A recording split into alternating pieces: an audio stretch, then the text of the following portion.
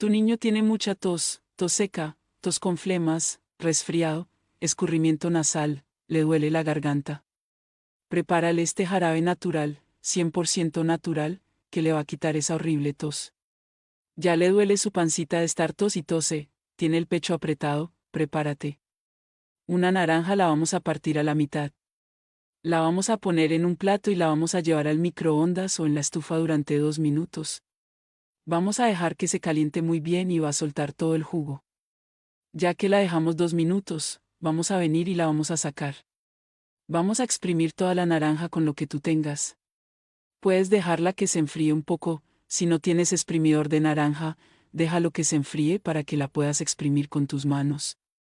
A eso le vas a agregar, ya que le exprimiste el jugo de esa naranja, le vas a agregar aproximadamente una cucharada de miel. Este jarabe va a ser natural, es buenísimo, con una toma tu hijo va a dejar de toser. Lo vas a mezclar muy bien y le vas a dar una cucharada cada 2 horas.